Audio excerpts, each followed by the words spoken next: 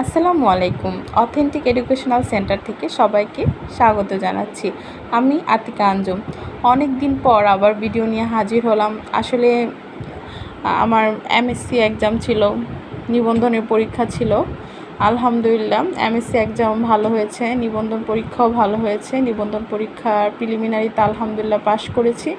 দোয়া করবেন পরবর্তী ধাপগুলোও যেন ভালোভাবে উত্তীর্ণ হতে পারি। তো সময় নষ্ট না করে ভিডিও শুরু করি। আমি আমার গত ভিডিওতে 3.1-এর বর্গ নির্ণয়ের কয়েকটা ফর্মুলা এবং কিভাবে সহজে সূত্রগুলো আমরা মনে রাখতে পারবো, একটা শিখলে কিভাবে আরেকটা মনে রাখতে পারবো সেগুলো দেখিয়ে দিয়েছিলাম। আজকে আমি 3 পদ বা 3 রাশির বর্গ নির্ণয় দেখাবো।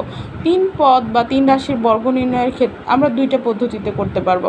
একটা হচ্ছে a+b² সূত্র দিয়ে করতে পারবো, অথবা 3 রাশির যে সূত্রটা সেটা দিয়ে a+b+c² সূত্র দিয়েও করতে পারবো।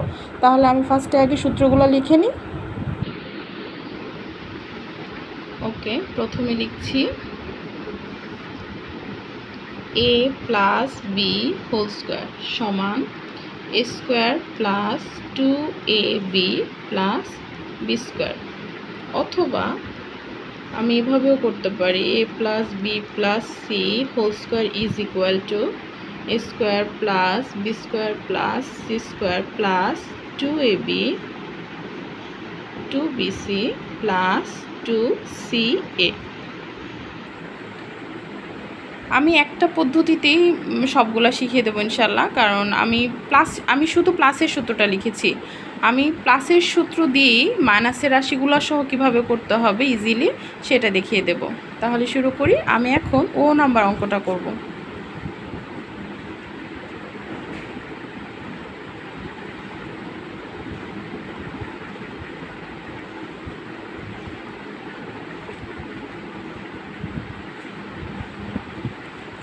প্রথমে a+b² সূত্র দিয়ে অথবা a-b², আচ্ছা a+b² অথবা a-b² দিয়েও করতে পারবো। সরি, আরেকটু সংযোজন করছি। প্লাস দিয়ে করতে গেলে মাইনাসের রাশিগুলো একটু বেশি কঠিন হয়ে যাবে, তাই মাইনাসের সূত্রটাও লিখছি, বাট 3 রাশিরটা আমরা প্লাস দিয়ে শিখব। a+b² is equal to a²-2ab+b²। তাহলে এখানে যদি আমরা, যেহেতু এখানে সব 3টা রাশির মধ্যে 2টা রাশি মাইনাসের আছে, তাই আমরা হচ্ছে মাইনাসের সূত্রটার দিকে তাকাবো, মানে a-b, কিন্তু সূত্র হচ্ছে a-b, কিন্তু অঙ্কের মধ্যে 3টা রাশি। তাহলে আমাদের কি করতে হবে, যে কোনো 2টা রাশিকে a অথবা 2টা রাশিকে b লিখতে হবে।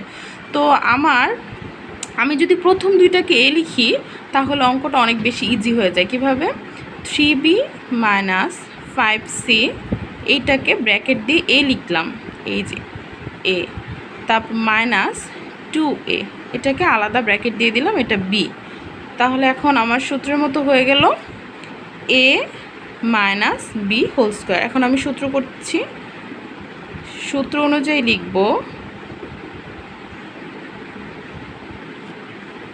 স্কোয়ার, মুখে স্কোয়ার বলবো, সূত্র আমরা মুখে স্কোয়ার বলবো, কিন্তু আমার রাশির মধ্যে আমি যাকে এ ধরেছি তাকেই লিখব a²-2ab+b²।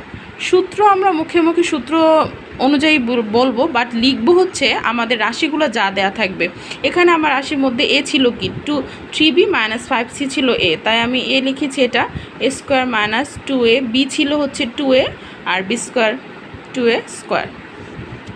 তাহলে এখন বাকি জায়গাটা করছি। এখানে আবার আমাদের আরেকটা সূত্র হবে। 3 রাশিকে আমরা 2 রাশি করে সূত্র লিখেছি, এখন আবার এখানে আবার সূত্র হচ্ছে এতটুকু জায়গাকে ধরবো a, এতটুকু জায়গাকে ধরবো আবার b। তাহলে a²-2ab+b², এতটুকু জায়গার সূত্র করলাম, এতটুকু জায়গার পরিবর্তে এই সূত্রটা, এটা a, এই 3b হচ্ছে a, 5c হচ্ছে b। তাহলে a²-2ab+b², এতটুকুর কাজ আমার শেষ। এখন আমি কি করব, এই রাশিটার মধ্যে কি আছে 2 × 3b - 5c × 2a। আমি কি করব, এই দুইটাকে আগে আগে গুণ করে ফেলব। তাহলে কি হবে 2 × 2 4a, ব্র্যাকেটে যেটা আছে সেটা রেখে দিব, প্লাস এখন এই জায়গাটা 2 2 হচ্ছে 4a²। এখন এটাকে 3b² মানে হচ্ছে 9b² মাইনাস এই সংখ্যাগুলো আগে গুণ করে নিব। 3 দুগুণে 6, 5 6 30, 30bc প্লাস 5 5 25 c² মাইনাস এখন যেহেতু 4a এই রাশিটার সাথে গুণ অবস্থায় আছে, তাই 4a-কে একবার 3b এর সাথে গুণ দিব, 4a-কে একবার 5c এর সাথে গুণ দিব।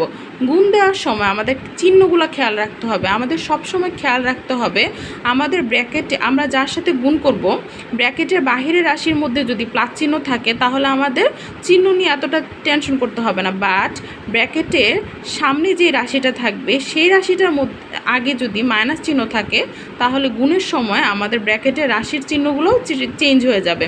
তাহলে এখানে কি হবে, 3 আর 4 গুণ করলে হবে 3 4 12, আর এখানে a এখানে b, ab, আর এখানে মাইনাস চিহ্ন ছিল 3b এর সামনে প্লাস চিহ্ন, তাহলে প্লাসে মাইনাসে মাইনাস।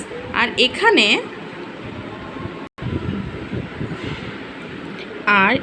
4 আর 5 গুণ করলে হবে, আমি চিহ্নটা পড়ে দিচ্ছি, 4 5 20 ac। আমরা এ আর সি, এবিসির মধ্যে এ আগে হয় সি পরে হয়, বাট এখানে এসি না লিখে আমরা সি এ লিখবো, কারণ এটা চক্রক্রমিক রাশি অনুসারে লেখা হচ্ছে। আমি কিভাবে লিখেছি সেটা দেখাবো। এখানে আছে মাইনাস, এখানে আছে মাইনাস, মাইনাস আর মাইনাসের রাশি গুণ করলে হবে মাইনাসে মাইনাসে প্লাস, আর এখানে এটা যা ছিল তাই লিখবো, প্লাস 4² আচ্ছা, চক্রক্রমিকের যেটা বলতে নিচ্ছিলাম সেটা একটু বুঝিয়ে দেই। চক্রক্রমিকের ক্ষেত্রে মানে রাশিগুলোকে একটা বৃত্তাকার রাশিগুলোকে বৃত্তাকারভাবে তুলনা করা হয়। যেমন ফার্স্টে এ, তারপর হচ্ছে বি, তারপর হচ্ছে সি। তাহলে এ থেকে বি তাহলে হবে এ বি, বি থেকে সি বিসি, সি থেকে এ। এটা চক্রক্রমিক রাশি বলা হয়। আর অন্যান্য ক্ষেত্রে আমরা এবিসির ক্ষেত্রে যখন আমরা XYZ এরকম কোনো কিছু লিখতে যাই তাহলে এবিসির ক্ষেত্রে যে আগে থাকে তাকে আগে লিখি, বাট ওই যে যখন A B B C C এ লিখবো এরকম কিছু যখন আসবে অনেকেই এসি লিখে, বা অনেক সময় অনেক বইয়ের উত্তরে এসি লেখা থাকে, তাতে কোনো সমস্যা হয় না। বাট আমরা চেষ্টা করব চক্রক্রমিক রাশি অনুযায়ী দেওয়ার, A B B C C এ। ওকে, তারপর বাকি অঙ্কটা শেষ করছি। এখন আমাদের অঙ্ক শেষ, শুধু সাজিয়ে লিখব। এখানে 9b² 25c² 4a²। চাইলে আমি 4a²টা আগে লিখতে পারি, অথবা যেভাবে আছে শুধু স্কোয়ারের রাশিগুলো আগে লিখতে পারি।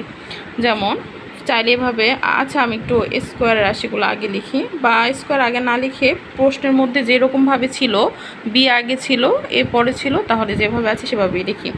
9b² লিখব, তারপরে প্লাস 25c², এটা লিখলাম।